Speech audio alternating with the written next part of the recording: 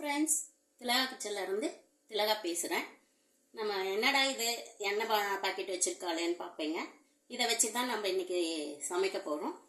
என்ன பண்ணலாம் அப்படின்ட்டு சொல்கிறேன். தமிழ்நாடு அரசு ரேஷன் கடைகளில் மிகவும் குறைந்த விலையில் நம்மளுக்காக இதை கொடுக்குறாங்க. இதை கொடுக்கறதுனால இது நல்லதா கெட்டதான்றதை நான் சொல்லலை. ஆனால் இதில் எப்படி நம்ம இதை ஹெல்த்தியாக சாப்பிட்லாம், எல்லாருமே இந்த எண்ணெயை யூஸ் பண்ணலாம். அதை எப்படி ஹெல்த்தியாக சாப்பிட்லான்றதை தான் பார்க்க போகிறோம். இதை அப்படியே நம்ம யூஸ் பண்ணோன்னா நிஜமாக உடம்புக்கு கெடுதல் தான். அப்படி யூஸ் பண்ணாமல் இந்த மாதிரி நம்ம ப்ராப்பராக யூஸ் பண்ணோம்னா இதில் எந்தவித கெடுதலும் நம்மளுக்கு கிடையாது. தாராளமாக யூஸ் பண்ணலாம். அந்த எண்ணெயை நம்ம எப்படி முறிக்கிறதுன்றதை பார்க்கலாம் வாங்க. கடாய் வச்சுருக்கேன். கடாய் சூடாயிடுச்சு.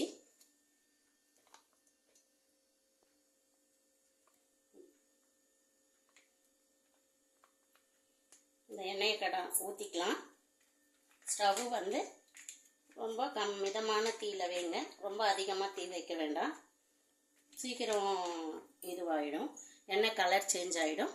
அதனால் கொஞ்சம் மீடியம் ஃப்ளேமில் வச்சுக்கோங்க.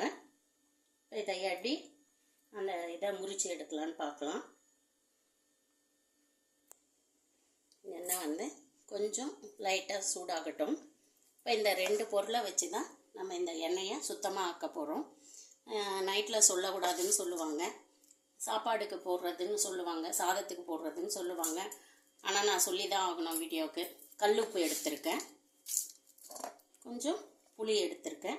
புளி ஒரு எலுமிச்சை பழம் சைஸ் அளவு எடுத்துக்கோங்க. இந்த மாதிரி உருண்டை பண்ணிக்கோங்க. புளி கொஞ்சம் கருப்பாக இருக்குது, கொஞ்சம் வெள்ளையாக இருக்கிற புளியாக இருந்தாலும் ஓகே. இந்த மாதிரி புளி எடுத்துக்கோங்க. இதை நல்லா உருண்டை பண்ணிக்கோங்க. இப்படி உருண்டை பண்ணி இப்படி தட்டையாக ஆக்கிக்கோங்க.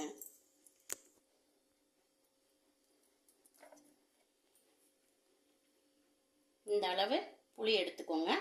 இந்த புளியை நல்லா அமுத்திக்கோங்க. இப்படி கொஞ்சம் நம்ம கொழுக்கட்டைக்கெலாம் பண்ணுவோம் இல்லைங்களா, அந்த மாதிரி அமுத்திக்கோங்க. இது நல்லா ஒரு கொட்டெல்லாம் இல்லாமல் அந்த மாதிரி புளியாக எடுத்துக்கோங்க. இந்த மாதிரி கொழுக்கட்டை மாதிரி இப்படி பண்ணிக்கோங்க. இந்த சைஸில் இதில் கொஞ்சமாக நம்ம இந்த கல் உப்பை இதை வச்சுருவோம். இது வெளியே வரக்கூடாது. இப்படி க்ளோஸ் பண்ணிக்கோங்க. நல்லா எலுமிச்சம்பழம் சைஸில் உருண்டை பிடிச்சிக்கலாம். அந்த கல் உப்பு வெளியே வராத மாதிரி பிடிச்சிக்கோங்க.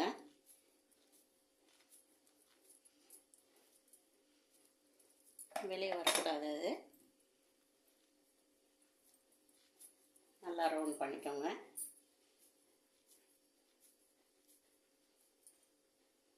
எண்ணெய் கொஞ்சம் சூடு ஏறி இருக்குது.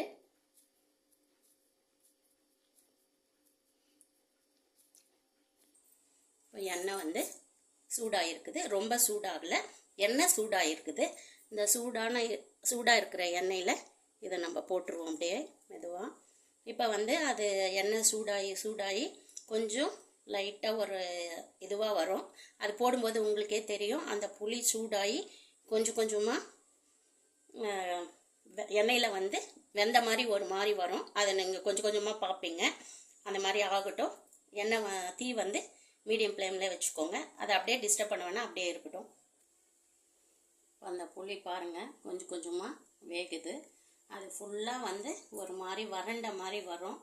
அந்த மாதிரி ஸ்டேஜில் எண்ணெய் நம்மளுக்கு ப்ராப்பராக நம்ம கரெக்டாக இது பண்ணுறோன்னு அது வரட்டும். அந்த வறண்டு போய் ஒரு மாதிரி, அதுக்காக தான் தீ அதிகமாக வைக்கக்கூடாது.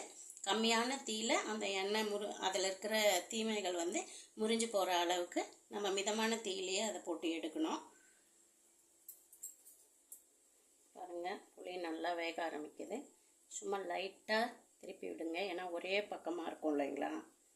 அந்த புளி எல்லாமே ஒரே மாதிரி வரணும்.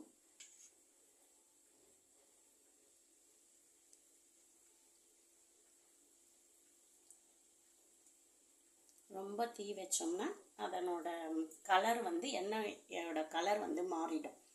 அதனால தான் திருப்பியும் சொல்கிறேன், கம்மியான தீயில் வச்சு சும்மா லைட்டாக அப்படி வந்து எல்லா புளியும் வேகிற மாதிரி தள்ளி தள்ளி விடுங்க. கடாய் வந்து நல்லா குழியாக இருந்தால் அந்த எண்ணெய் ஃபுல்லாக வந்து வேகிறதுக்கு நல்லாயிருக்கும். தட்டையான கடாயாக எடுக்காமல் இந்த மாதிரி குழியான கடாயாக எடுத்து இதை பண்ணுங்கள். நல்லா இன்னும் கொஞ்சம் ஆகட்டும். புளி அப்பப்போ கொஞ்சம் கொஞ்சம் திருப்பி விடுங்க. நீங்கள் போடுற புளி வந்து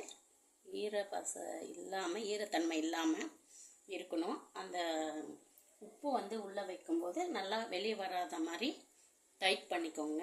டைட் பண்ணி நல்லா ரவுண்ட் பண்ணிவிட்டு ஒரு ப்ரெஸ் பண்ணி போடுங்க. அப்படி உப்பு வெளியே வரும், சரியாக பிடிக்க வரல அப்படின்றவங்க ஸ்ட்ரைட்டாக வெறும் உப்பு இல்லாமல் புளியை மட்டும் கூட போடலாம், தப்பில்லை. இப்போ இது பாருங்கள், கொஞ்சம் கொஞ்சமாக வந்து புளி வந்து வேகுது. இது ஒரு மாதிரி நல்லா மொறுமொறுன்னு சொல்லுவாங்க இல்லையா, கிறிஸ்பியாக, அந்த மாதிரி இன்னும் கொஞ்ச நேரம் ஆகட்டும். பாருங்கள், திருப்பி திருப்பி விட்டுருக்கேன். நல்லா அந்த புளியோட இதை எடுத்து பாருங்கள், எப்படி இருக்குது பாருங்கள். நம்ம போடும்போது எப்படி இருந்தது, இப்போ எப்படி இருக்குன்னு. நல்லா ஒரு மாதிரி வெந்து கொஞ்சம் மொறுமொறுன்னு இருக்கும். நான் இன்னும் கொஞ்சம் கூட இது ஆகணும். அப்படியே கொஞ்சம் லைட்டாக திருப்பி திருப்பி விடலாம். நான் உள்ளே வச்சுருக்க உப்பு மட்டும் வெளியே வரல. இன்னும் கொஞ்சம் நேரம் ஆகட்டும். எண்ணெயை கொதிக்க வச்சுட்டா ஒரு வாட்டி தானே யூஸ் பண்ணின்னு அதை கொதிக்க வச்ச பிறகு யூஸ் பண்ணுங்கன்ற. அது மற்ற எண்ணெய்ங்களை நம்ம கடையில் வாங்குகிற எண்ணெய்களை வந்து ஒரு வாட்டிக்கு மேலே யூஸ் பண்ணக்கூடாதுன்னு சொல்கிறது கரெக்டு தான். ஃபார்ம் ஆயிலை பொறுத்த வரைக்கும் நீங்கள் வந்து சூடு பண்ணி சாப்பிட்டா தான் நம்ம உடம்புக்கு நல்லது, இல்லைன்னா அது கெடுதல் தான். அதனால் ஃபார்ம் ஆயிலை எப்போவுமே நம்ம ரீஹீட் பண்ணி தான் சாப்பிட்ணும். இந்த எண்ணெய் வந்து நான் ஊற்றும் போது ஓரளவு லிக்விடாக வந்துச்சு. இன்னும் வந்து ஒரு சில பேக்கெட்டுங்க நீ பார்த்தீங்கன்னா அப்படியே நெய் மாதிரி டால்டா மாதிரி தான் இருக்கும் அந்த எண்ணெய். இது நம்மளுக்கு கொஞ்சம் தனியாக இருந்தது, அது ஏன்னு தெரில. அந்த மாதிரி எண்ணெய்களை கம்பல்சரி நான் வந்து அதை ரீஹீட் பண்ணி நம்ம பண்ணாதான் நம்ம உடம்புக்கு அது நல்லதே. அதனால தான் இதில் வந்து சில பேர் வந்து இதை சொல்கிறதுக்கு கூட நம்ம என்ன சொல்லுவோம், ஒரு வெக்கமாக நினைப்பாங்கல்ல, ரேஷன் எண்ணெய் சாப்பிட்றோம் தப்பாக நினச்சிட்டா அப்படின்னு சொல்லிட்டு. நம்ம என்னமோ சுத்தமாக கடையில் வாங்கினா மட்டும் சுத்தமான எண்ணெய் கிடைக்கிற மாதிரி அந்த மாதிரிலாம் இல்லை. எதுவுமே சுத்தமாக எப்படி நம்ம சாப்பிட்றதுன்றது தான் நம்மளுக்கு. அதனால தான் வந்து ரேஷன் எண்ணெய் வந்து நிறைய பேர் யூஸ் பண்ணால் கூட அது எப்படி யூஸ் பண்ணுறாங்கன்னு தெரியாது. இந்த மாதிரி ப்ராப்பராக யூஸ் பண்ணிங்கன்னா உடம்புக்கு நல்லது. இந்த வீடியோ பார்க்குறவங்க வந்து சில பேர் ஃபார்ம் ஆயில் யூஸ் பண்ணுறவங்க, அப்படியே யூஸ் பண்ணுறவங்களுக்கு கட்டாயமாக இந்த மாதிரி யூஸ் பண்ணலான்னு சொல்லுங்கள். உடம்புக்கு நல்ல விஷயங்களை நம்ம சொல்கிறதுல வெக்கமே படக்கூடாது. இதை இன்னும் கொஞ்சம் நல்லா திருப்பி திருப்பி விடலாம். இன்னும் ஒரு 2 நிமிஷம் வெந்தால் போதும். இது பாருங்கள், நல்லா கொதி வந்து நல்லா ஃபுல்லாக கலர் சேஞ்ச் ஆகிடுச்சு பாருங்கய்யா. நல்லா ஒரு மாதிரி கிறிஸ்பியாக, அது சமைக்கும் போது அந்த வாசனை கூட தெரியும். உள்ளேயே புகை வருது பாருங்கள். இதை வீடியோவில் தெரியுதான்னு தெரியல, தெரியுதாங்க உங்களுக்கு? நல்லா புகை வருது. அந்த புளியோட இது நல்லா வந்து மொறுமொறுன்னு ஆயிடுச்சு புளி. இப்போ இதை அப்படியே விட்டுட்டு ஸ்டவ்வை வந்து ஆஃப் பண்ணிடலாம். நம்ம இது ரெடி ஆயிடுச்சு. இதை வந்து நம்ம சமைக்கிறதுக்கு, வறுக்கிறதுக்கு, பொரிக்கிறதுக்கு எல்லாத்துக்கும் யூஸ் பண்ணலாம். ரேஷன் ஃபார்ம் ஆயில் தானே, இதை வேண்டான்னு வேஸ்ட் பண்ணாமல் இந்த மாதிரி நம்மளும் செஞ்சு ஹெல்த்தியாகவே சாப்பிட்லாம். இதனால் இப்போ இந்த எண்ணெயை நம்மளுக்கு சாப்பிடும்போது உடம்புக்கு எந்த வித கெடுதலும் கிடையாது. இதை இன்னும் கொஞ்சம் நம்ம வாசனையாக பண்ணோன்னா ஸ்டவ்வை ஆஃப் பண்ணிவிட்டு கொஞ்சம் முருங்கீரை இருந்தால் ஒரு பிடி போட்டுக்கலாம். இல்லைன்னா கருவேப்பிலை, நான் வந்து கருவேப்பிலை போடுறேன். கருவேப்பிலையில் தண்ணிலாம் இருக்கக்கூடாது. புளியிலையும் சரி, கருவேப்பிலை, கீரை எதாக இருந்தாலும் தண்ணி இருக்கக்கூடாது, நல்லா ட்ரையாக இருக்கணும்.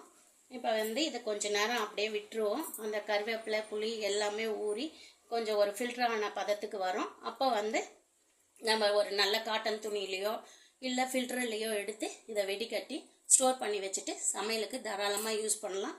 எந்த வித கெடுதலும் கிடையாது. இந்த ஃபார்ம் ஆயிலை வந்து வேஸ்ட் பண்ணாமல், தெரியாத யாருக்காச்சும் இந்த வீடியோ பார்க்குறவங்க தயவுசெய்து நீங்கள் சொல்லிவிட்டு இதனோட பலனை வந்து முழுமையாக அவங்க அடையட்டும். இந்த வீடியோ பிடிச்சிருந்தா லைக் பண்ணி, ஷேர் பண்ணி, கமெண்ட் பண்ணுங்கள். ஓகே, பாய்.